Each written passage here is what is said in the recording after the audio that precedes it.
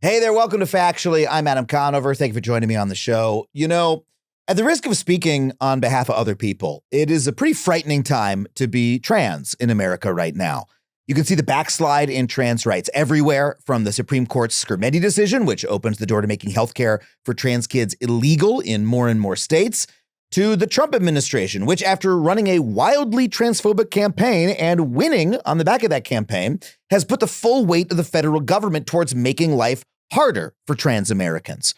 So, it's a time in this country where reasonably, trans people might want to avoid the limelight, right? Go play video games, keep your head down, and wait for things to chill out. But, so many trans people in this country aren't doing that. They're continuing to live as themselves, openly and authentically. And one of the most striking examples is Vivian Wilson. If you haven't heard of Vivian, she is the daughter of Elon Musk, and she came into the limelight last year after her father deadnamed her in a video with Jordan Peterson and seemed to imply that his child had literally died as a result of her transition. Vivian's response, though, was, and I quote, "I look pretty good for a dead bitch." And then she proceeded to dismantle her father online in extremely entertaining fashion. And since then, she's been very public, doing interviews, starting a modeling career, and just being a fun and funny person on podcasts just like this one. I have wanted to interview Vivian for a while, and we have her on the show this week. This is a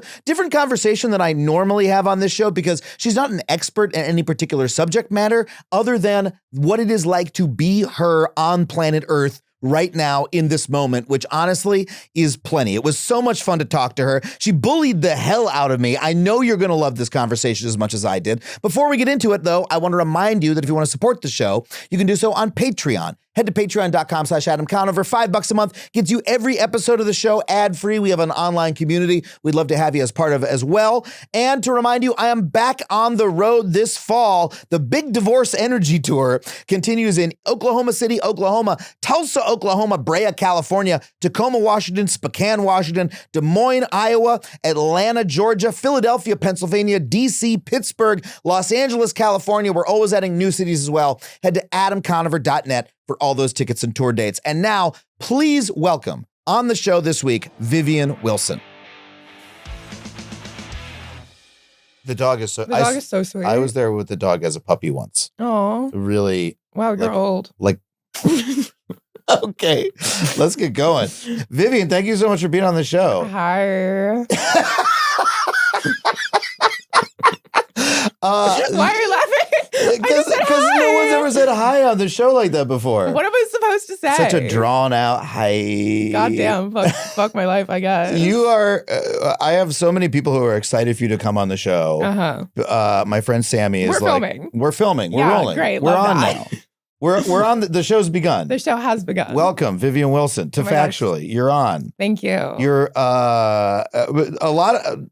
When I told people you were coming on the show, they were like, "Oh my God, she's amazing! I'm so excited to have her on." That's very sweet. What do you think it is that people have responded to so quickly about you in the public? You haven't been in the public eye for like more than a year or so, right? No, not even a year. It's going to be a year in like a few weeks. Wow. Yeah.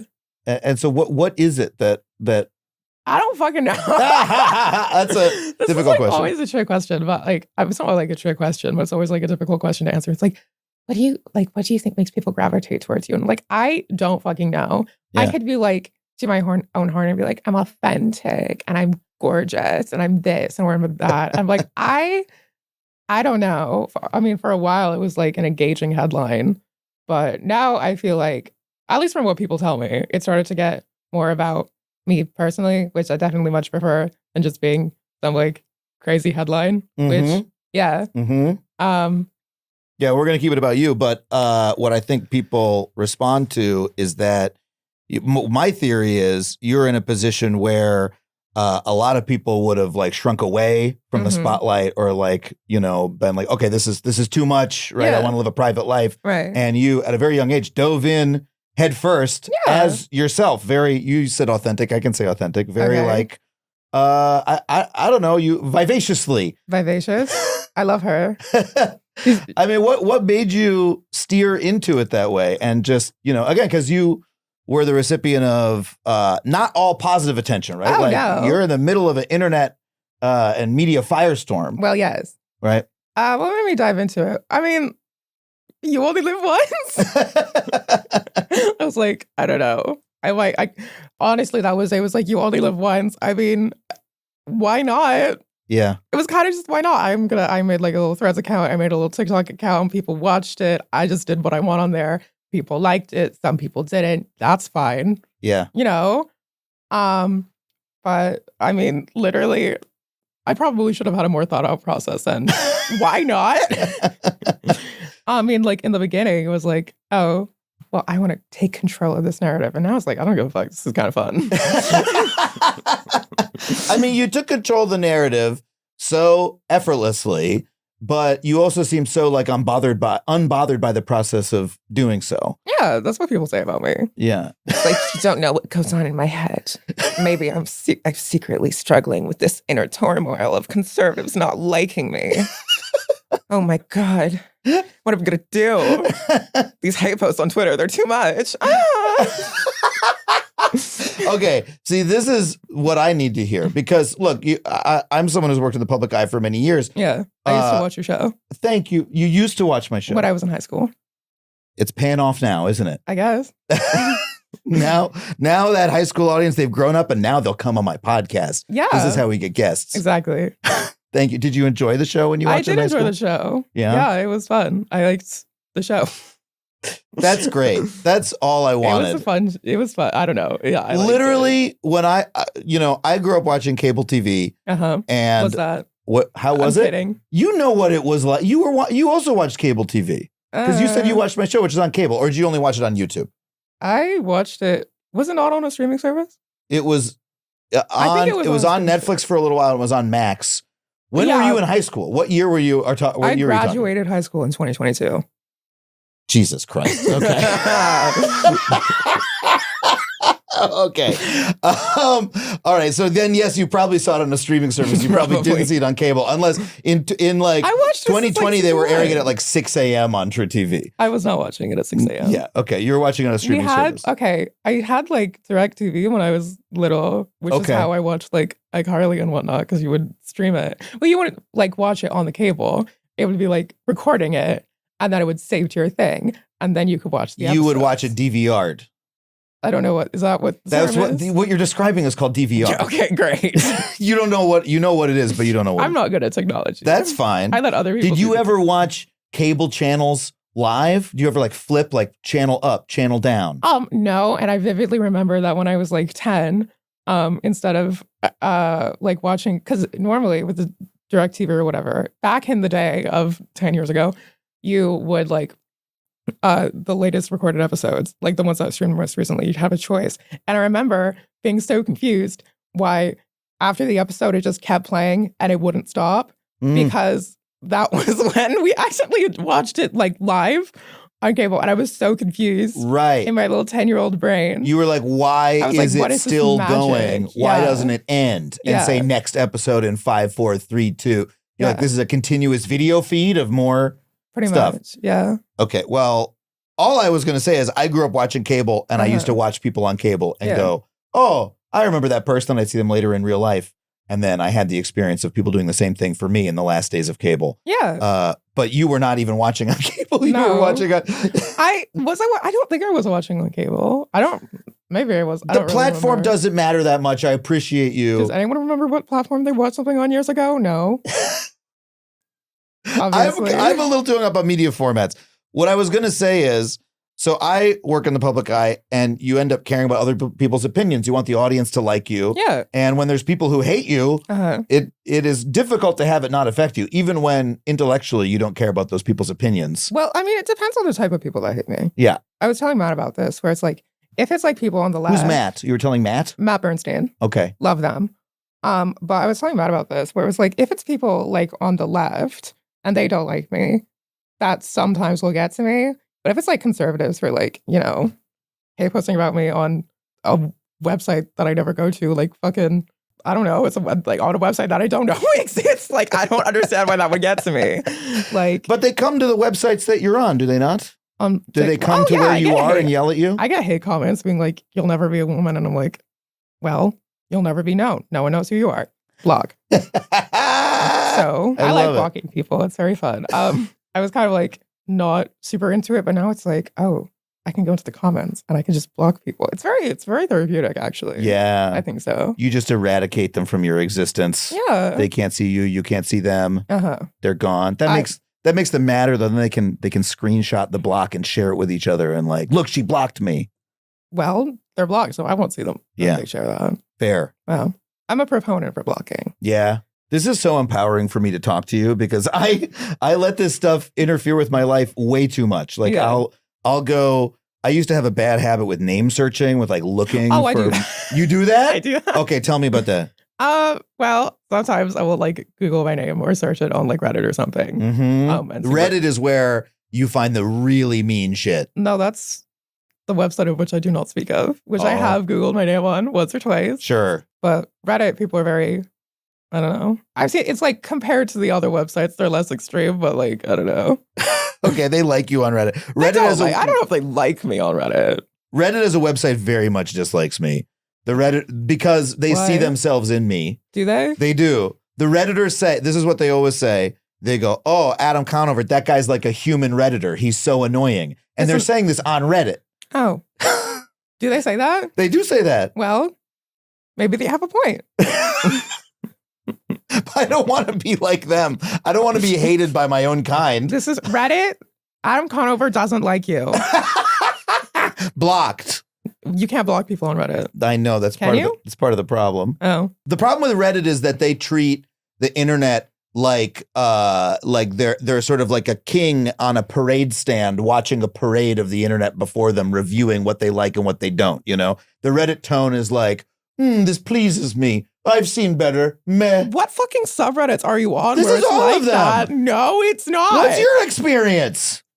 r/RuPaul's Drag Race. Okay, that sounds like a really nice community. I don't know about that. Okay. They mostly like me, kind of. Yeah, I think most of them are like, well, they're kind of indifferent to me. I like that. Yeah, I was. What do people say about you on Reddit? Well, I don't remember what people comment about me.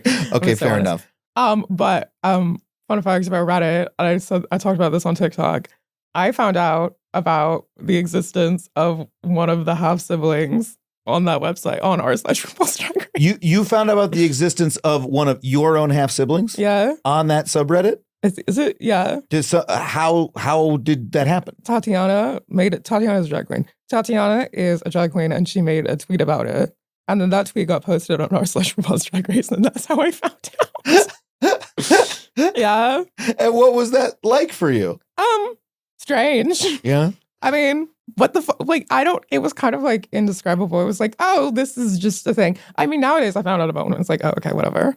And then I move on. Now when you find out about a half sibling, you're like, okay. I'm like, oh, there's another one. That's collecting like how Pokemon. Many times? How often does this happen to you? It has become so often to the point where it doesn't even interfere with my day, which is a horrible thing to say about a human being.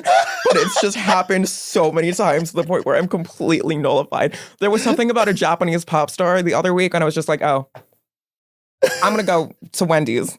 Like, what do y'all want? Y'all want a Baconator? Again, horrible thing to say about a living, breathing human being.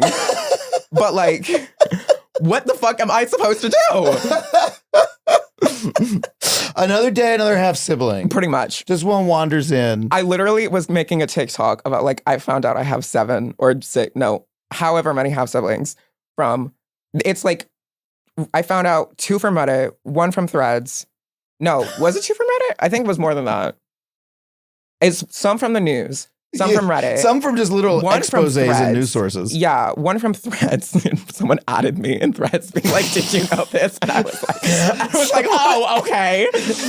At Vivlinus. Vivlinus. At Vivlinus. It's the word villain. It's the word villainous. It's a little hard to say. No, it's not. Vivlinus? Yeah. Okay. You found out someone tagged at Vivlinus. Yeah. Hey, you should know you got a half sibling. Yeah. Insane. And then I double check it. I'm like, oh, they're right. I'm going to go to Wendy's now. I don't go to Wendy's. I don't know why I said that. That was a lie. I lied. If I ate a Baconator for every time I had a half sibling. I think they're so fucking disgusting. Baconators or half siblings? Baconators. Okay. I think they're gross. I don't like bacon. I'm sorry. You brought it up. I did. I don't know. Wendy's was just the first fast food chain that came Have you? I never eat at Wendy's. Are you concerned about because Sorry to Wendy's. Some of your half siblings are young, but are you concerned about your family reunions in the future? Like, what I'm is not that? gonna have any. Yeah, no, I'm not fucking. No contact means no contact means no contact. fair. So I'm not gonna. You think I'm getting invited to fucking family reunions? No. No, but maybe eventually you'll have some some solidarity will grow. Maybe some others will go no contact, and then you'll like. We'll form like what? A K-pop group? A little idol band? Vivlinus and the half siblings. No. And you'll tour. You'll do coordinated dances. No. That was a horrible suggestion. I was just trying to make a joke. Okay. Yeah. No, it's all. I'm also trying to make a joke. Yeah. About a very sensitive subject. Some nights this keeps me up at night. I don't know. You know, folks, I used to get the most relentless back pain that would follow me like all day, every day, from dawn to dusk. It felt like I was smuggling a beehive in my lower back. Then I would go out on tour doing stand-up, and poof, the pain was gone until I returned home. It had never occurred to me that the problem was the mattress that I had in my bed at my house that it turns out was secretly shoving daggers into my spine all night long. Well, now I have switched to a Lisa mattress, and I actually look forward to flopping into bed when I get home from touring. Lisa has a lineup of beautifully crafted mattresses tailored to how you sleep without the luxury price tag. Each mattress is designed with specific sleep positions and feel preferences in mind. From night one, you will feel the difference. Premium materials that deliver serious comfort and full body support no matter how you sleep. Lisa mattresses are meticulously designed and assembled in the US for exceptional quality. Plus, they back it all up with free shipping, easy returns, and a 100-night sleep trial. And Lisa isn't just about sleep. They are about impact as well. They donate thousands of mattresses every year to those in need, while also partnering with organizations like Clean Hub to help remove harmful plastic waste from our oceans.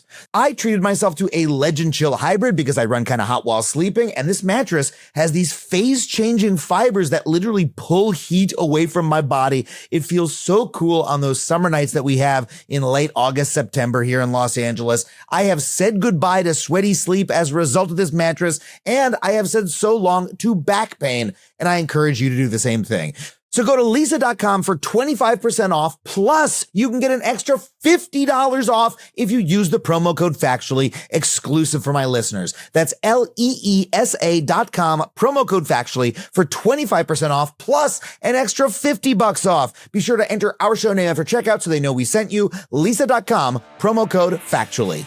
I mean, is it like intense for you being in, again, you do stuff and it's a news story. Yeah. At a very young age, and a news story that you don't always have control over, right? About age. Yeah. Sometimes I feel old because I watched K-pop Demon Hunters, which kind of reignited my little K-pop face, and then I look at these K-pop idols and I'm like, this bitch is 16. Yeah. That makes me feel old. Yeah. I can imagine how that makes you feel. I don't really think about the age of K-pop stars generally. Yeah. I'm doing okay age-wise, I think. How do you think I'm doing? Well, you're alive. Yeah, that's good. That's good. So you think your K-pop days are behind you? You're not gonna. Well, I don't. You've aged out. I mean, girl.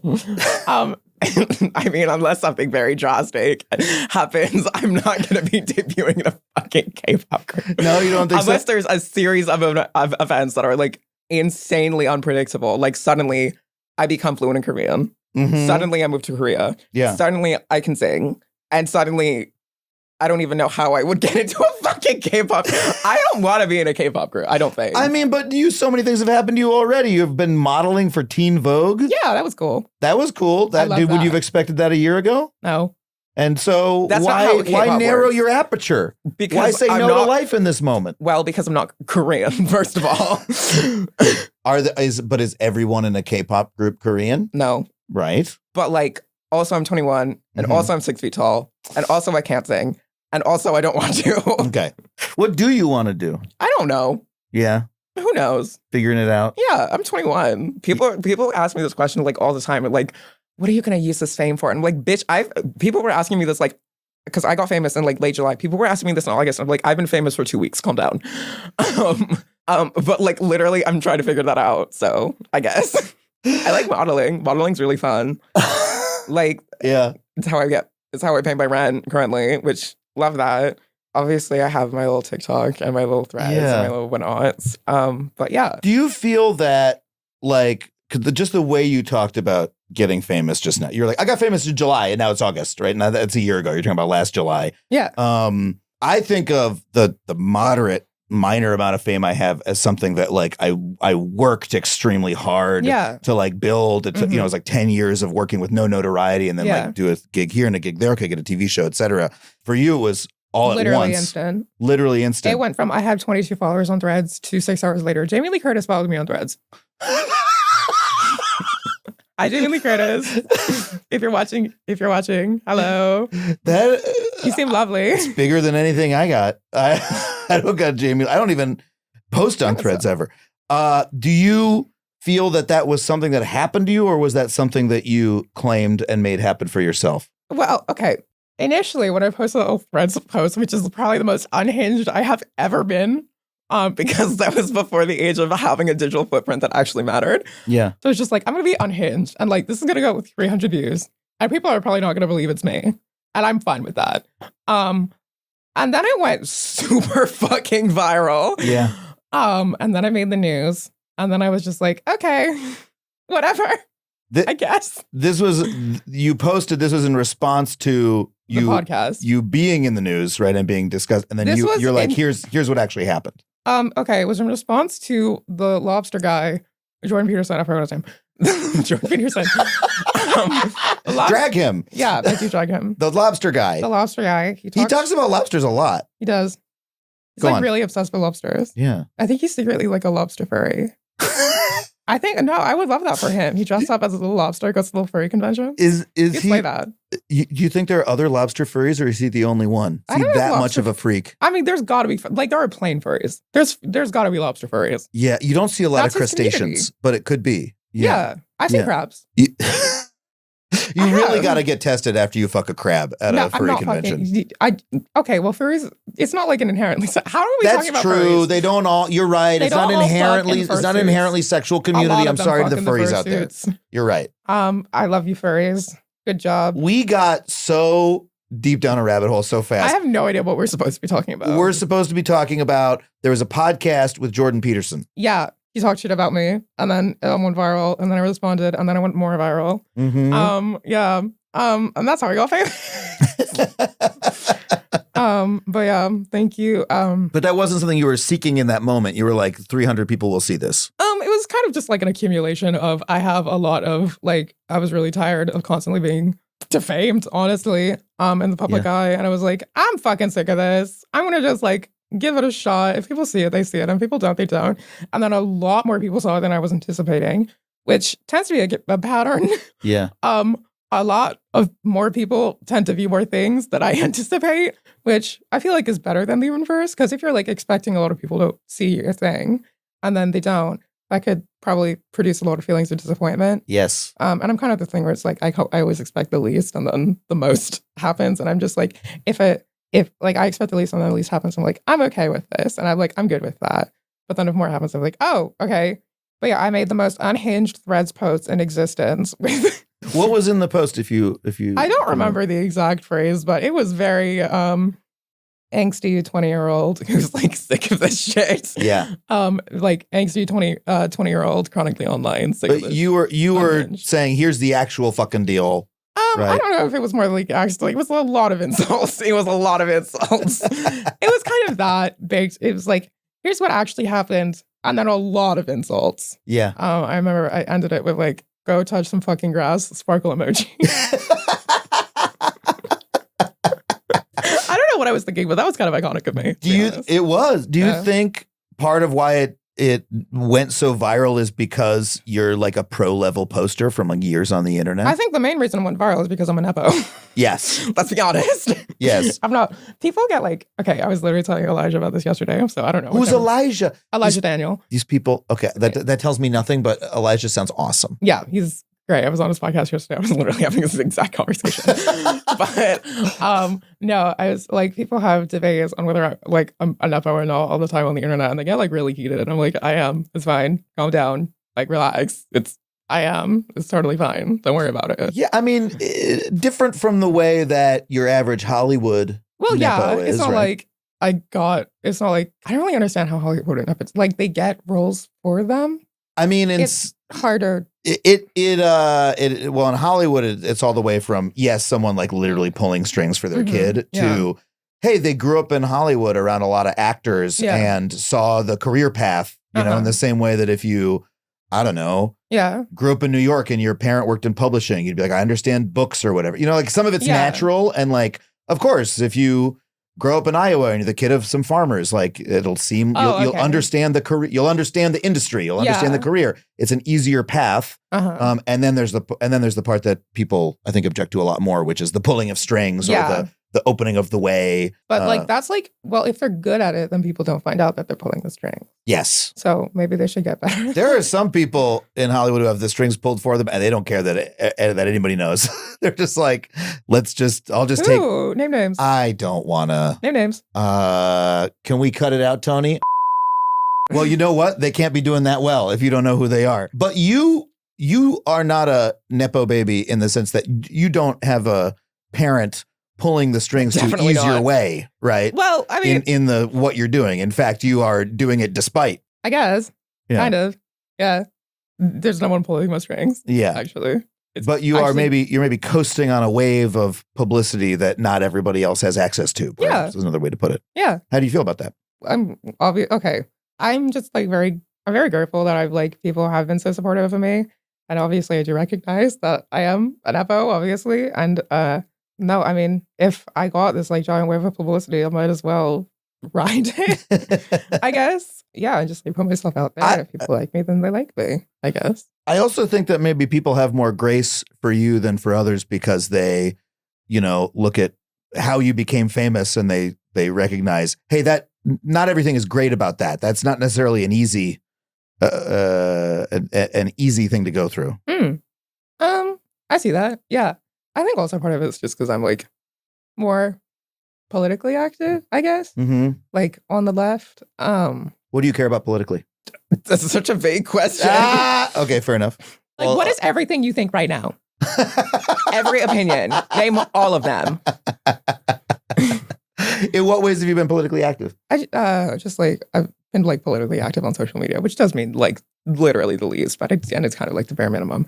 Unfortunately, it's not like a bare minimum that a lot of people adhere to. Yeah. So there's that. I mean, when you're 21, it's a good start. What do I want to see? Oh, you have a clipboard. I have a clipboard. Yeah, very official. It's see-through.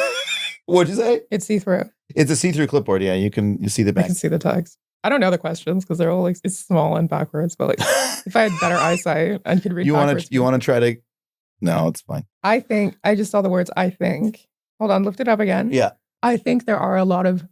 You're so close. Misconceptions. Yeah. This, for the record, this is backwards and upside down. Is it upside down? It's not upside down. It's just backwards. I can't read. But you're doing great. I want you to read this whole question because it is backwards. I want you to answer the question. It's backwards and inversed. Yeah. Misconceptions about what it's like to transition as a young person. What was that process like for you? That's great. We can. I sound like a fucking robot. I would love to know the answer to that question. I've been asked this question like 8 million times. How was that like question like for me? How was that process like for me? Well, I was trans. I don't know. Yeah. I feel like people expect more of a detailed answer about like, what's it like transitioning as a minor? What's it like transitioning at any other point in my life? Yeah. Like, I have no point of reference of how it's like to transition as a minor versus how it's like to transition. I'm not asking you to compare and contrast. I'm just I think, okay. The reason I'm interested in the answer to that question is that, as I've said on this show before, trans people have become such a politicized issue in America. There's so many people on TV talking about trans people right now. There are comparatively fewer trans people just talking in the media, and so I think it's useful just to hear those stories. Of course, people. I've seen people say like they think that like everyone who like every doctor who gives a prescription for like HRT to a minor should be like imprisoned. Like.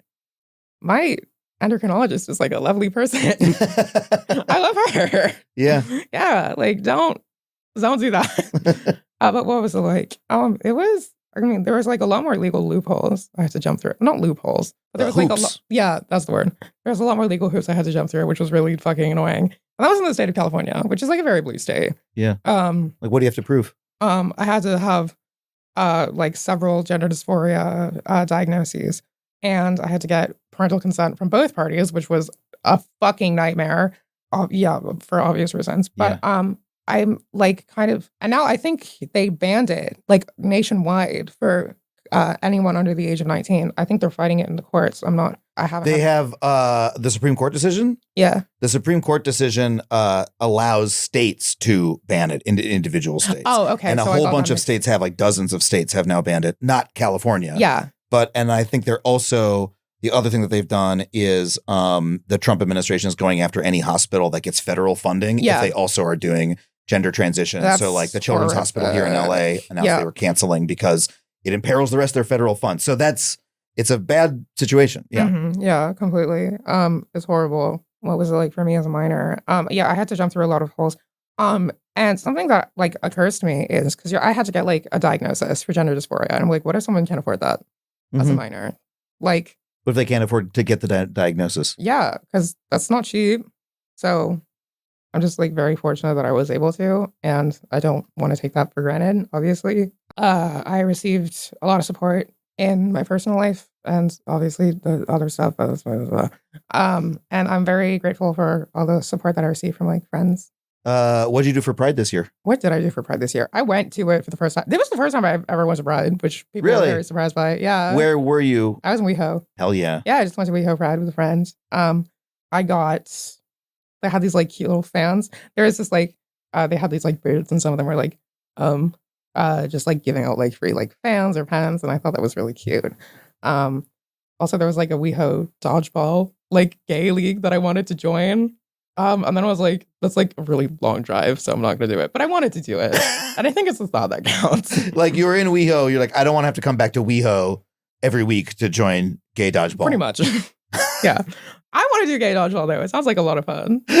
It sounds like... I love dodgeball. It sounds like the only kind of dodgeball I would want to do. Dodgeball is like a bullying sport. Yeah. I'm the bully. You think I don't get down with dodgeball? Look at these guns. That was the kind of sport I would just almost refuse to play when I was in like middle school and high school. I would like hide in the corner and the other kids would make fun of me. What balls were they using? They're using like changed it. The kickballs. What's a kickball? Like the red bouncy ones? The red bouncy ones, they go like bang when you kick them. Yeah. Okay, yeah, that's a lot. Because nowadays they use like the softer ones. Right. That won't literally murder you if you get hit by them, which probably makes a lot more sense. Yeah. Probably what they should have been doing originally, because that seems like a giant. But why is this? Dodgeball is the craziest sport, because why is it a sport that is only played by children? Only children play a sport where you play dodgeball. Throw the ball at each other's heads. I want to I want to see like Olympic level dodgeball. Yeah. That would be so fun to watch. That would actually make me give a fuck about the Olympics. The only time I give a fuck about the Olympics is when someone mentions like how good Simone Biles is and I'm like, love her. Yeah. But other than that, I don't care. I love Simone Biles. We all love Simone Biles. When she got the twisties and she couldn't compete, I was like, I know. Been there. I was like relatable. For real. I've gotten like, panic attacks on stage. No, for real. Oh, okay. I've gotten like, there have been times in my life doing stand-up, I've gotten like panic attacks on stage. Yeah. And where I think I know how to do this thing, like I've done it a million times, and then suddenly I'm unable to do it just temporarily. It's only happened to me once or twice. It's really destabilizing and frightening. And so for her to say, that's happening to me right now, I'm not going to compete like in this event where it's like she's been training 4 years and everybody wants her to, and everyone's like looking at her. She's going to be on television. I'm not safe. I'm not going to do it. I was like, wow, that's like, that's very admirable. Like she recognizes her limits. And I think more people need to do that. Not like limits as in like physical limits, but like limits as in like what you're like mentally willing or able to do. Like she recognized that it would take more out of her than it would give back. And I think that's really important. Yeah. National treasure Simone Biles. National treasure Simone Biles. We love her. Folks, it ain't the 1800s anymore. All your valuable personal info can't just be tucked away under a loose floorboard under your prairie farmhouse while you toil away on the sun-drenched fields. No. all of your personal info is out there on the godforsaken internet, where we toil away all day bathing in the harsh light of our devices. That's right, the information age has plunged us into an era where all kinds of your data, including email addresses, phone numbers, names of relatives, exist out there waiting to be grabbed by anyone looking to exploit you. And that is why I have to recommend Delete Me. While they won't send you back to a blissful time before the internet existed, they will do their darndest to scrub away your information from the net. Delete Me targets data brokers, folks that make a living off of trading your personal information. And when they find your personal data online, they get it removed from the internet and they keep it gone, keeping you and your loved ones safe from bad actors. As the world gets more and more wired, there has been an uptick in online harassment, identity theft, even real-life stalking, all because of this easily accessible information. So why take the risk? You, your family, and your loved ones deserve to feel safe from this kind of invasion of privacy. So check out Delete Me, not just for your security, but for your friends and family too. And get this, you can get 20% off your Delete Me plan when you go to joindeleteme.com/Adam and use promo code Adam at checkout. That's joindeleteme.com/Adam, promo code Adam. Folks, this episode is brought to you by Alma. You know, how often do you feel heard? Like really genuinely heard? For a lot of us, the answer is not enough. It can be so isolating to be unheard, or like you're lacking a sense of connection in your everyday life. And that only feels worse if you're struggling with your mental health. And that is why I want to tell you about Alma. Alma makes it simple to find a licensed therapist who gets you, someone who can offer support tailored to your specific needs and goals and makes sure that you are actually being heard. In fact, 83% of people who see a therapist through Alma say their provider is the right fit for them. And Alma therapists bring real experience to the table. On average, 6 years of it, with 20% practicing for over a decade. Their easy-to-use directory lets you filter by things like gender, specialty, ethnicity, and more so you can find someone you truly connect with. You can even schedule free 15-minute consultations to make sure it feels right before you even commit to a session. Better with people, better with Alma. Visit helloalma.com/factually to get started and schedule a free consultation today. That's helloalma.com/factually. Who are your other inspirations? Well, I don't do gymnastics. Yeah. So I don't know if I recall like Simone Biles, one of my inspirations. Love her. Yeah. I don't do gymnastics. You don't need to do gymnastics to be inspired by Simone Biles. Yeah, that's fair. Plenty of people We're all are, and they're inspired just by Simone Biles. Yeah. Yeah. Love Simone Biles. Who do you admire? Who do I admire? I admire Sasha Colby. And I saw you talk to Sasha Colby. I did. That was the craziest thing that has probably ever happened to me in my life. More exciting than talking to me. Well, yeah. Even though you did see me on DirecTV in high school. I also saw Sasha Colby. Well, I wasn't in high school, I was in college. But I knew of her. Mm-hmm. Yeah. So you saw me first before Sasha Colby. On TV, and yet I made less of an impression on you. Like you've been watching my work. The bad guy. I truly don't expect to be high on your list. Sounds so evil. Yeah, your Vivlanness. Yeah. Yeah. That's my thing. I'm evil. Oh. That was like my whole, like, I came up with that. I was like, oh, I love Disney villains. Like, I think they're always like more entertaining, more eccentric, and more like overall charismatic. Yeah. I was like, Vivlanness. And now sometimes I look at it, I'm like, this sounds like a fucking Tumblr name. And I'm like, oh. You can change it. I'm not changing it. If you don't worry about losing your check mark, you can change it. I'm not changing it. Okay. I don't have a check mark. I'm on fucking Threads. You think I got a check mark on Threads? Threads doesn't do that. Do they have check marks on Threads? I don't know. I don't know. What do they even have there? Well, they have me. Yeah. So that's why you should get it. Yeah. Okay. If that's your main place is Threads. Okay. Here's the thing. Here's the tea. I'm so sorry to Threads, but like I was with my friend who is an influencer, and she got a fucking PR package from Threads, and I haven't gotten anything. Like they sent her what? Like I don't even know. I think it was like an hourglass or something. I don't really remember. An hourglass? I don't remember. That times the amount of time that Threads is going to exist? I have literally no idea. But I was like, you got something from Threads and I didn't. I'm the only person who has gotten famous from this God forbidden website, and they didn't give me shit. Like, God damn it. Love you, Threads. I just can't get over the idea that they'd send you an hourglass. It's so ominous. Like, give me an hourglass. Before Mark Zuckerberg shows up at your house with a scythe. I did ratio him on Threads. What'd you say? I ratioed him on You Threads. ratioed Zuckerberg on Threads? Yeah. What did you do? he was talking about like changes to the app, which is like, actually it's okay to misgender trans people. And I don't really remember what I said, but I showed him. Right. I will post something and it's gone from my memory. I know it. Like I will have no idea. I will like scroll back through some of my old posts. I'm like, I said this. I don't remember posting this. See, I think again, that's what people like about you is that you don't give a fuck. I spend so much time worrying about what I'm going to post, and you're just like, you're just going through. You're just bam, bam, bam. My posts are low quality. Damn. I think you're a shit poster. That's a good thing to be. Oh wow. That's a good thing to be. Oh, wow. How fucking old do I sound? Very. God damn it. Sorry. I'm honest. I sort of tell the tea, the whole tea. We used to have this thing called cable. Oh, God. Oh, wow. Incredible. Is your voice okay after doing that?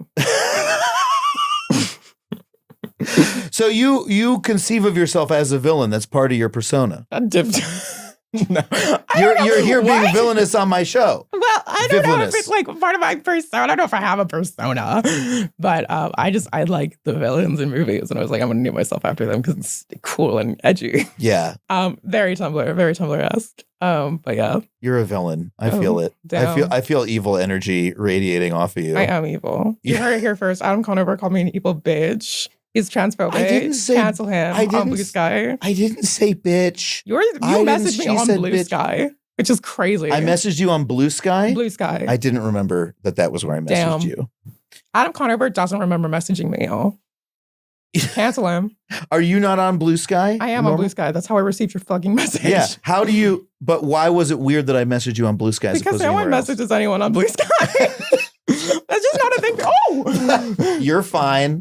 You're fine. You just knocked over some books by past guests of the show. Oh, one day if you write a book, your book can go up there too. Damn, my apologies. How do you compare and contrast Threads and Blue Sky? What's the vibe difference? The vibe difference is people on Blue Sky is more like Tumblr, and Blue Sky is actually very similar to Tumblr in a lot of ways, in my opinion. I like them both. There is definitely a different vibe. People on Blue Sky are, how do I say this delicately, more chronically offended by certain things that are not actually that big of a deal. Like, they tend to have a lot more. Someone is just carrying a plant through the window and I'm very distracted. I was like, wow.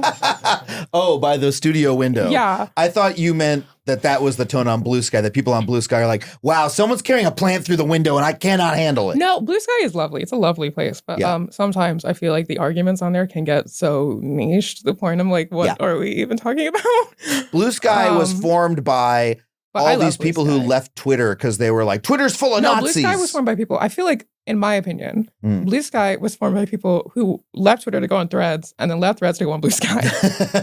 Which, fair enough. I love Blue Sky though. They're very nice. I mean, I am also one of the people who gets like into kind of these like chronically online arguments where it's like has no actual functional purpose in the real world. But I don't know. Sometimes it can be like entertaining. What was the last argument you got into? Well, nowadays I just don't. I feel like I don't give a fuck. But back when I didn't have a digital footprint, mostly about like fandom discourse. Fandom discourse? I have gotten in a few fandom discourse. What's the fandom discourse about which you feel most passionately? I don't know. I got into like a lot of fucking debates online about Drag Race, which was like, I'm nailing this fucking podcast, y'all. People in fandoms will get. You're doing a great job. I did not mean to talk shit about Blue Sky. That sounded like a lot ruder than I intended. People on Blue Sky are going to get really mad. I hope they don't. Blue Sky. Look, they're either mad about this or they're mad about something else. Thank you for following me on Blue Sky. I love you, Blue Sky. Blue I'm Sky sorry I called you posters chronically online. A lot of people are mad. Okay, people think like chronically online is like a leftist thing. I think it's more of a right wing thing. People on Blue Sky are not right wing. Your hair is just cobwebbing. Yeah, pretty across much. everything. Yeah, it does that. It's incredible. How do you manage this? I don't. You just learn to live with the consequences. So unbothered. You see what I'm saying? Look at this. Wow. Look, I'm going to ask you one more big trans question. Is that okay? Okay. Do you have a dick? I'm kidding. What did you say? Are you going to ask, do you have a dick? No, God. I'm going to ask that a lot. That's the one question I know not to ask. Yeah. I've been very well instructed. Yeah. In what to ask and what not to ask. My DMs are like, can I see it? And- the answer is no. Okay, good. Actually, I don't have one. Or do I? The mystery lives on. This is horrible. This is horrible. That is so one of the horrible. most enigmatic things anyone has ever said on this show. Yeah. I'm killing myself. That was so bad. I can't say that. I forgot you can't say I'm killing myself anymore. Oh, no, Damn. you can say you're killing yourself. I People miss telling self-censor people to too kill much them. with I this. miss telling people to kill themselves online. It was so much fun. Can I tell you? Damn. The other day I was talking to somebody and they said Fucking canceled. unalive myself in real life. Don't. And I hate it. as though like a Zuckerberg algorithm is going to censor you at the coffee shop. Like, we got to get over this. I feel like people were saying like unalive in real life. I was like, ironically, no, it's just This was not unironic. This was not ironic. This person just literally meant they were talking about suicide and they said unalive instead of it's commit camp. suicide. Why are you making fun of people's patterns of speech? Isn't that a little bit rude? We have a platform. We have to be responsible. You're such a villain. Look at this. Look what I'm you've not done a to me on villain. my own show. What have I done? Yeah, you've turned it around on me. I don't know what you're talking about. You I think you're going crazy. I never did anything of the sort. This is the most off balance I've ever been on my own show. I don't know what you're talking about. This is very balanced. Is this gaslighting? Is that I don't know what that is. I was Are you good? Are you okay? Are you hyperventilating? I don't know where I Do you am. need a paper bag? I was trying to ask you a serious clipboard question. Is Breathe this how you in. get out of it? Breathe out. Will you You're do a doing better. meditation for me? Yeah, you're doing better. Why are you breathing so loud? God damn it. Vivian. Yeah. Oh, okay. Let's restabilize. I gotta be an interviewer again. Oh, yeah.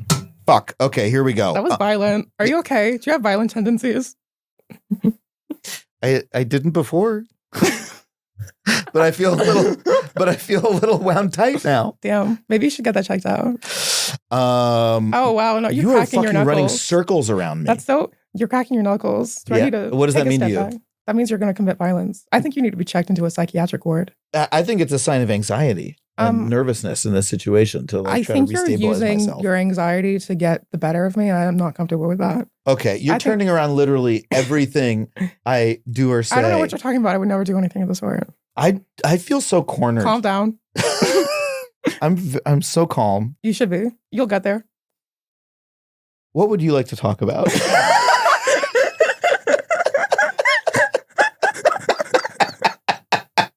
I'm very good at bullying people. Yeah, That's what I learned today. You know what you just did? You fucking pelted me with dodgeballs. Yeah. That's what that was. Yeah. Conversational dodgeballs. I want to pelt someone with physical dodgeball. I want to play dodgeball. Dodgeball is so much fun. We should go play dodgeball sometime. Is there a place we could go play? I don't know. But not in WeHo. It's too far. It's not too far. It's just Ubers are expensive and I don't have my license yet. The question I was going to ask you is what you make of being queer in this period where the government is It's fucking bad. trying to like, using its power against queer people. It's horrific. Yeah. It's a horrific feeling. I don't like it. And I'm in a very privileged position where I have it better than like 99% of queer people, like at least. And it still sucks. Like my heart really just hurts for our community because these are like real people that are talked about like they're nothing more than just either brainwashed or victims or villains. I said this on Threads where there's this like interesting dichotomy where a lot of people who are queer are treated as both like as like stupid and brainwashed and like helpless, but also these like provocateurs almost of like these like villainous provocateurs because it's like this simultaneous juxtaposition, SAT words. It's like this simultaneous juxtaposition of these two like perceptions. And it just doesn't make any goddamn sense. It's angry. And it's upsetting how people fall for it so easily. It's like people, like that was just like about me in particular. Like Either you're brainwashed or it's an evil scheme. it's usually both. People like think you're both at the same time. Yeah. It's just like, that doesn't make any goddamn sense. Yeah. Yeah. People think I'm both like, was the victim of brainwashing and also this like giant, evil, horrible person, which I guess I am. But the latter you're a one 6 is foot tall villain. Yeah. I am 6 feet tall. People don't realize I'm 6 feet tall. When I first started posting like full body photos, people were like, "You're really fucking tall." Yeah, I'm taller than you. I know. You should grow. That was the first thing that I noticed. I can't. Damn. I'm in my 40s. They have surgeries for that. Viv. Yeah, they have this. They have surgeries. Do you just call me Viv? Vivian? Yeah. No, you can call me Viv. Okay, because of Vivliness. Yeah, they have limb lengthening surgeries. Yeah, you want to get that? I see people get it. I know someone that got it in high school. Oh. Yeah, no, that's not good. It's not a good thing. It's a horrible, horrible surgery. It's not like, obviously, if you choose to get it, that's like your thing. But it's like a horrible, painful surgery. Yeah, they break your legs and they add more leg.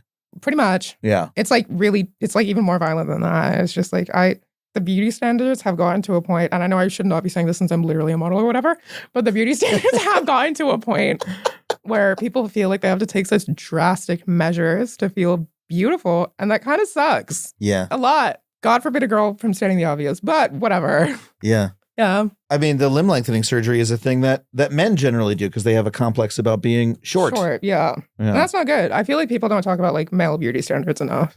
Mm-hmm. Like, because there is like a genuine pressure, and it's like there as well. People really only talk about like female beauty standards, and I feel like male beauty standards like don't get talked about enough. Never. Because male beauty standards are insane. People have done like, that's how mewing became a thing, because people wanted like a sharper jawline. Oh yeah, what is mewling again? I don't really know. It's mewing, like M-E-W-I-N-G. It's like a thing. It's like an exercise to improve your jawline. I don't fucking do it, so I don't know what it is, but I think it's something that like makes your chin more defined. It's like a looks maxing incel thing, right? Look, did you just use the word looks maxing? How do you know what that is? Because I'm on the fucking internet. You know what? Fair enough. Why do you think you see me and you're like, he doesn't know what looks maxing is? Yes. Well, what do you think of me now that you know that I do? Am I impressing you? No. Are you maybe reconsidering what you thought about me? No. No? No. This is all for side. I'm not actually bullying him. He doesn't feel anything. I can't believe I invited such a mean teen on the show. I'm 21 years old. You've got the vibe of a mean teen. I'm 21 years old. Yeah, I know. Is this your attempt to bully me back? We were having such a good, serious conversation about trans rights in America. I'm very bad at being serious. I feel like people should have learned this better than I know. People haven't tried to have a serious conversation with me, and I end up derailing it the fuck off. I don't know. But being queer in America right now kind of sucks. Yeah. How is I'm just curious, you were saying you went to Pride for the first time. I did. And it was fun. Talking to Sasha Colby and et cetera. Is that kind of community important? Yeah, right now? Obviously. The queer community has like been such a huge help. It's probably over 95% of the people who support me. And you're the first straight man I've talked to in at least several days. That's quite an assumption. I mean, I don't fucking know. Are you? Congratulations on coming out. But I'm the first straight man you've spoken to in several days. You're the first person who I thought was straight person. Yeah. That I've talked to several days. It's probably a little longer than that, to be honest. I need to make more straight friends. Like even at CVS? I need to DEI more straight friends. You need to DEI straight friends. Yeah. I don't know. Like the numbers are down. We need to start a program. Yeah. Need to bring in some new applicants. Yeah. Well, okay. Here I am. You're welcome. Right. I'm applying to be your friend. Rejected. I'm kidding. I'm kidding. This is what there's DEI is a sham and a fraud because I'm rejected out of hand. Yeah. Didn't even let me in the building. No, you would have had the advantage. Because you're straight, and I need more straight friends. So even with the advantage of being straight, and you need more straight friends. This is a bad bit. This is a bad bit. I don't know where we're going with this. I think we yes-anded a bit too much there. I have never flopped so hard on my own show as when talking to you. I'm trying to yes-and. I'm trying to engage you in a bit, and then halfway through, I'm gonna stop getting invited to podcasts. What do you think people are gonna say about our chemistry in the comments? Are they gonna say, "Oh, you two"? Because the good chemistry is you two should start a podcast together. Yeah. Bad chemistry is these two look so uncomfortable talking to each other. They're gonna say they should have a gladiatorial match and sort these issues out.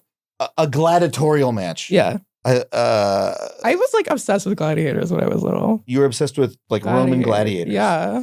What drew you to gladiators? I don't know. I was big into the Hunger Games. Yeah. Okay, so not Roman gladiators, fictional gladiators. Well, also Roman gladiators. I was looking at the different types. It was like, oh, they have different weapons and they're only allowed certain combinations of weapons. And that's pretty interesting. Favorite weapon? But like also people died. You know, every gladiator who was in Roman times is dead. That's true. Fun That's fact. true. That's a higher death rate than smoking. Yeah. They're all dead. They're now. all dead, 100%. 100%. And let that be a lesson to you if you're thinking about getting into that, Don't kids. kill people with swords. Yeah. And then try to live for 2,000 years. It won't work. What's the sickest gladiator weapon? The trident. They had like a trident and a net. It was pretty sick. A trident and? A net. A trident and a net. Yeah. I thought that was just Poseidon. There would be real guys with tridents and nets. Yeah, that was like one of the loadouts you could get. Did I just say loadouts? You load out These were real people. Like they're putting together. I feel sorry. Like they're Well, a lot of gladiators, they didn't really like die most of the time because like it was like a very rare occurrence. It was a rare occurrence that they would die. They would get like killed, but like they still did get Most of the time they just get a net thrown over them and they get poked through the net. Well, they don't like, well, if someone is like in a position where they're like, it's clear that they're going to lose, they usually just stop and declare what is the winner. But yeah, and then you have like the emperor thumbs down, thumbs up, but like that's a little bit romanticized. I feel like I'm doing your bit on your podcast. Oh, explaining things to me? Yeah, Vivian. How do you think I learn things? Is by having people explain them to me on the show. Vivian ruins Roman gladiators. What else are you an expert about? Flags, languages, I don't know. Flags and languages? Geography, autism, so... You have geography autism? Well, yeah, pretty much. So these are hyperfixations flags? And yeah. What's the... I was like obsessed with flags. I like memorized every single one when I was like 6. And I would like sort them into little folders on my laptop. That was like the commuter laptop. There was a website that I found over 10 years ago called Flag Ratings, where a guy reviewed every single flag, and I read them all obsessively. Yeah, I did that. You can probably imagine. I have like different opinions. I think there are like, I feel like everyone has different opinions of like what makes a good flag, but I feel like there are certain ones that are like just communally accepted to be better. But like, I feel like a lot of the ones that people point to as being like bad are ones that I don't necessarily agree with being bad. But like, I don't want to name any in particular because the people in that nation might get offended.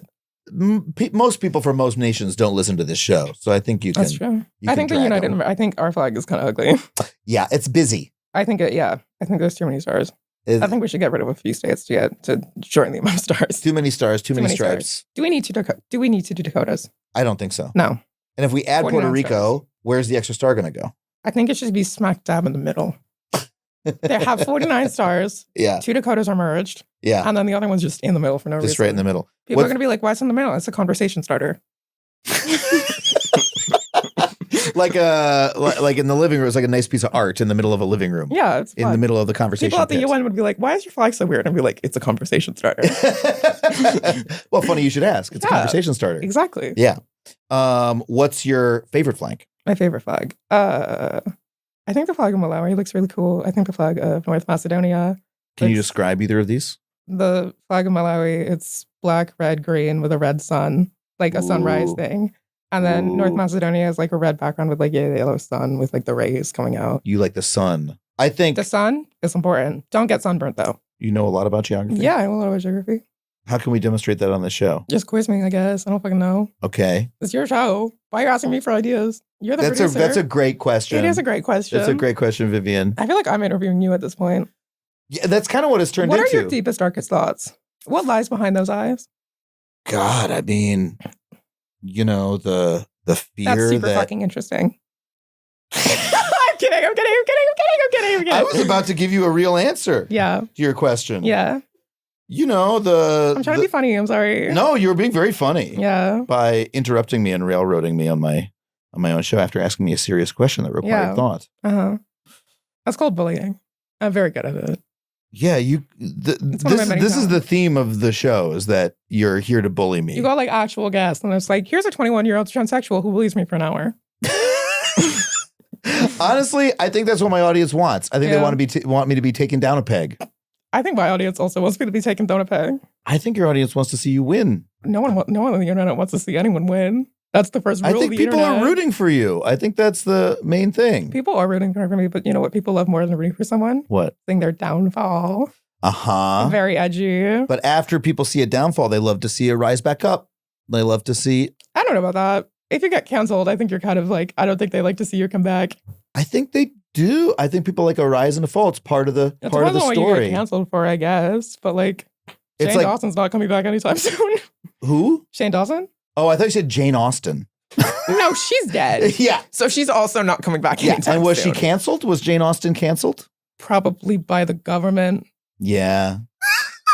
This is so unhinged. This is the most chaotic interview. We're both going to get fucking canceled. This is the most chaotic interview we've ever had. Tony, how are you going to edit this? That's a great question. We're going to find out. Yeah. Are you going to quiz me on geography? I feel like we kind of just whizzed past that. Quiz you on geography. Yeah. Okay. Can you like name every country in Africa? Not in 60 seconds or however many long. Okay. I'm going to forget some of them. That's fine. Then don't. Damn. But then people will think I'm a fake.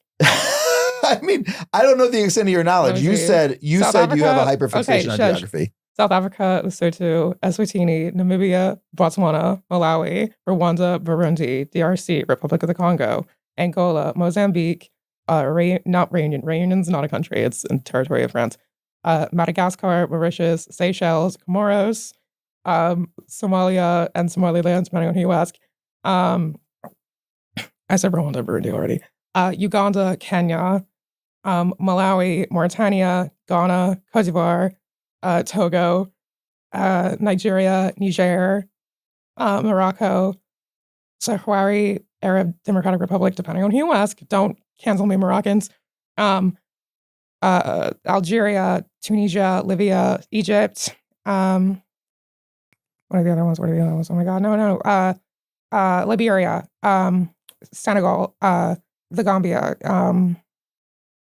No. Oh my God, I forgot some of them. Gabon. This is so good. Shush.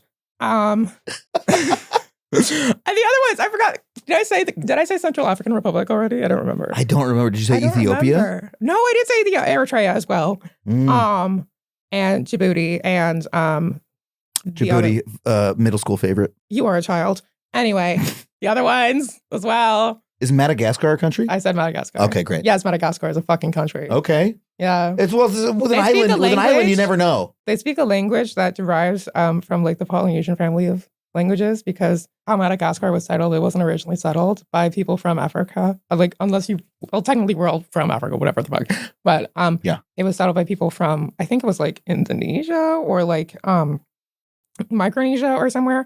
And then they came. So Malagasy, which is the language of Madagascar, is more closely related to like Indonesian and Micronesian and like that kind of family of languages. It's more closely related to that than most actual continental African languages. So the idea is that that's a fun fact for you. The people who live on Madagascar came there from like Indonesia by boat. I don't know if it was Indonesian specifically. It was somewhere around that region. Somewhere around that part. That's really fucking cool. Yeah, I'd have to double check that. I'm sorry. When I was in college, I went to school with a girl who I assumed was from South Africa because of her accent. Oh. And then part of the way through knowing her, I found out she was from Mauritius. Oh, cool. And I was like, oh, that's the Dodo Island. And she did not like talking about that. No. Yeah. These are the people like, oh, you guys wiped out the dodo. You bring up South Africa to me. Took me a second. I love South Africans. Sonic comedy dog. But I don't know what I'm saying. Yeah. Love you, South Africans. Thank you for your support. I would like to go back to South Africa. What are you what else do you want to do in the future? I mean, again, you've been modeling, you told me before you're working on your career. What does that mean to you? I'm just like discovering, like, obviously this has been like a wonderful opportunity to be able to kind of like ride this wave of fame and to have so many people rooting for you. So I'm kind of just like taking aim at everything in the wall with like opportunities I may not have had before. Yeah. And kind of like trying my hand at them and seeing what sticks, right? Drag is one of them, which I really, really like, and I'm going to keep doing, obviously. But I have some stuff in the works, but I don't want to like say it because then that's pressure. Well, beyond drag, what has been sticking for you? Like, what have you found? I mean, modeling, obviously. Doing? That's how I pay my rent. Yes. Yeah. I like modeling. Very fun. Very cool. Obviously being an influencer, whatever the fuck, is cool. I like it. I like the influencer community. They're all actually really nice people. I thought it would be like, because like watching it from afar when I was little, like influencers, I thought they would be like really fake. But at least the ones I've met are all like genuinely sweet and nice people. I like kind and caring. So I thought it would be like a lot more fake than it actually is. But maybe that's just because I'm like a little bit of a cynic or whatever. Because I'm so edgy. I mean, the fact that having the experience, becoming famous in the way that you have, you are finding that the community online is like nice to you, or they're like nice the people I know. Yeah, the influencers that I meet in real life. Yes. Yeah. Yeah. I don't know. Like maybe they're talking shit about me behind my back. I don't fucking know. If they are, that's not my problem. Yeah. I mean, I guess it kind of is, but whatever. I wouldn't know. So much about your attitude I need to adopt myself. Just to how to be unbothered and how to like tune out like people who don't have your best interests at heart. I mean, I don't know. Just get verbally abused as a child. You don't. I don't know if you're allowed to put that in. Maybe don't put that in, but I think we're allowed to put that in. I don't know if you should put that in. We'll see. Okay, we'll see. But yeah, I don't know. I guess, I mean, I was defamed by that. After that, nothing really means anything. So you just take it all with a grain of salt. Yeah. People don't like me. The fuck am I going to do about that? Why do I care? Mm-hmm. Fucking hell you out of that. But like, it just kind of gets to me when it's like people who are like from my community or like who are queer and are on the left and they like, I don't like her. Or like that does sometimes get to me. That gets to me like more than the conservatives who are like, this she thinks he's a woman or whatever the fuck. I was like, okay, I don't care. That doesn't get to me at all. But yeah, it definitely hurts more. Well, at all when it's from people who you think would like, who are like more closer to your demographic, I think. Yeah. Yeah, when it's people who you are in community with or you feel you are, at least online, it's my type of person. It's someone who I have solidarity with. It's someone who whose opinion cares about more. Yeah. Someone whose opinion I care about more. Yeah. When they have a knee-jerk reaction to you. Oh, I don't like them. Yeah. Yeah. And then, well, it depends on the reason. If people just don't like me because I'm an Nepo, honestly, valid. People like, I don't like this Vivian wasn't under your Wilson. Control. But like, valid. Yeah. People don't like Nepos, and that's okay. Yeah. This is an okay form of discrimination. Honestly. Yeah. Honestly. Like, if people are like, I don't like her because she's not like, okay. Like, because what am I supposed to do about that? There's nothing I can realistically do about that. Yeah. If they don't like me on that basis, then obviously, like, what am I going to do about that? There's nothing I can do about that. So that's fine. Do you think it's possible to truly not care what other people think about you? Because sometimes I'm like, hey, what does it matter? I keep pulling fabric out of this pillow. I'm so sorry. That's fine. It's not my pillow. It's just some podcast studio garbage. You better read the studio that you're renting from. I'm sure they're going to appreciate that a lot. They don't mind. It's headgum. They can handle it. Yeah, like just like you took the thing off of this because it originally said headgum on this too, and then you took it off. Yeah, we took that off. Yeah, I don't think they would appreciate that. We should probably wrap it up. You got any? I'm supposed to go to the spa. You got to go. You have to go to the spa. Yeah, we're going to the spa. I've never been to a spa before. I'm excited. What kind of spa? Korean spa? I don't know. It's a spa. That's all you just know you're going to the spa. Literally all I know, I was given a time and place by my friends. Like, be here at 3:45, which probably is 3:45 right now. So you ought to run. Yeah. But it's like, be here at 3:45. It's the spa. I'm like, yeah, that's the spa. There's only one spa. It's that one. Do you have any parting words of wisdom for the folks at home or for me personally? What should I be doing? I'm sorry for bullying you. Thank you. If you know anyone who could get me on, I'm actually give them my number. Okay. You know what? I'm kidding. You're on this show. Yeah. You're on this show, which, by the way, That was a joke. That was like my thing. That like the actually thing. I would love to be on him actually, though. That is the tea. I love okay. that show. Yeah, you'd really love to meet Iffy. Got it. I love him. Yeah. He's wonderful. Yeah, he seems like a wonderful person. He's wonderful. But that would be for you a step up from here. Oh, okay. I think of everyone at the same equality. Great. But I don't know, because, okay, I mean, I met Sasha Colby. Yes. So we've established. Yeah. That was what that was like truly like, that was like my hero. Yeah. Like my icon. I don't feel competitive with Sasha Colby. Yeah, I don't think anyone does. Like, I kind of also at the beginning, it was like, I was like really bad about being starstruck. Like I would meet this person. I'd be like, oh, wow. And then I'd just act super fucking weird the entire time. And I've been a lot better about that now because I've gotten more used to like meeting people who I like look up to, like you. But, well, in the past. I'm kidding. I was like, wow, a glimmer of positive attention. Yeah, no, but I used to look up to you. Oh, I'm kidding. Thank you. Yeah, no, I'll take it. I liked your show. It was cool. I liked the show. I don't remember what I was saying at all. That's something Sasha Colby. We were talking love about Sasha Colby. We were talking about your advice to me. Oh, my advice. And you going? I'm sorry going, for bullying you. Thank you. I mean, not really, but I'm kind of sorry. I'm going to say it to the camera. Say it to the camera. I'm sorry for see it, how I'm saying it to the camera and not to you. That means I don't mean it. Oh, fuck. All right. I'm kidding. For the record, I'm kidding. Okay. If I say anything that seems problematic, it's a joke. I can't tell if you've said anything on this show that we can use. Probably not. It's almost everything you've either said we have to edit out of the show or you've immediately disavowed. Well, I said I said most of the countries of Africa. Most of the countries. You could probably use that. It's just going to be, here's Vivian Wilson naming some of the countries in Africa. I mean, it was incredible. It was really great. And it's not that impressive. I was blown away. Oh. If you get any wrong, people will have fun putting them in the comments, and that's engagement. You should higher your standards of being blown away. It's not that impressive. It's like 54 names. And I didn't even get all of them. Okay, well, I've had a fucking blast talking to you. Thank you for coming on the show. Sorry for bullying you. Also, sorry to Blue Sky. I didn't mean that. I mean, I kind of meant that. I mean everything I say about Blue Sky. Blue Sky's actually, I genuinely love Blue Sky. I don't love Blue Sky. I go on there because that's where Jamel Bowie posts, and that's the only... All my friends post on Blue Sky. None of them are in Threads anymore. Yeah? Yeah, no? I think, honestly, there's kind of like a war between Blue Sky and Threads. I honestly think Blue Sky is going to win out. Cool. And I'm only saying that because Threads didn't send me PR. Maybe if you sent me PR, I'd be a bigger advocate for your website. Maybe if they sent you an hourglass, an ominous hourglass. Yeah. And I am the queen of Threads, though. Yeah. That's the title I totally didn't just give myself. It's like being, Threads is like a mall, so it means you're like the queen of the food court. That's how it feels. How is Threads like a mall? Because it's such a corporate environment. It's like very, Mark Zuckerberg, like Meta, like we've made Isn't that like literally every social media platform ever except for 4chan? I mean, Blue Sky is like a little bit more chaotic. It's like a weirder place, Mastodon is like this bizarre DIY I forgot project. About Mastodon. I love Mastodon. Oh, everyone forgets about Mastodon. People keep trying to get me to join Mastodon. I'm like, I'm already on Threads on Blue Sky. I can't do a third one. Did you hear about like Adobe being bullied off of Blue Sky? It was the funniest thing ever. What happened? Because Adobe's been like pushing forward with like the AI thing. Fuck AI. I don't like it. It's horrible. I'm objectively correct. Agree. Yeah. And then Adobe tried to join that.